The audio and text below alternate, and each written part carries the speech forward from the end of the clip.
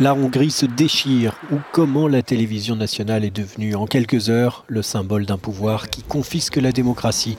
C'est ce que disent ces manifestants qui tous les soirs désormais se retrouvent devant le siège de MTVA, ce service public qui ne leur donne plus la parole. Peter Niedermüller est un député hongrois de l'opposition. Il était ce mardi sur notre antenne.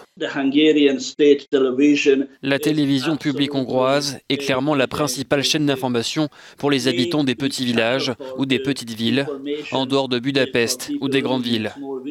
Et nous n'avons aucune possibilité de transmettre notre message sur cette télévision d'État. Et c'est la raison pour laquelle nous protestons. Il n'y a pas de liberté des médias, ni de pluralisme des médias en Hongrie.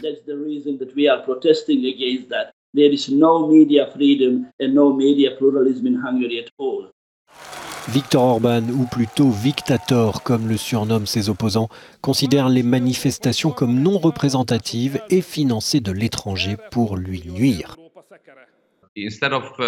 Au lieu de parler des chiffres, qui encore une fois, si l'on en croit les médias libéraux occidentaux, sont stupéfiants, le nombre réel des gens dans les rues n'est heureusement pas aussi élevé.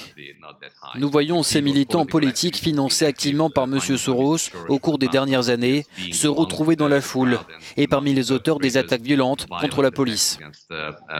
Je dois vous dire que tout ce que vous voyez de la part de la police n'est qu'une réponse.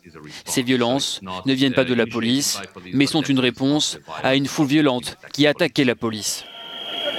Les organisateurs parient maintenant sur des manifestations de même ampleur que celles des rassemblements de 2017 contre la fermeture de l'université financée par le milliardaire libéral américain George Soros.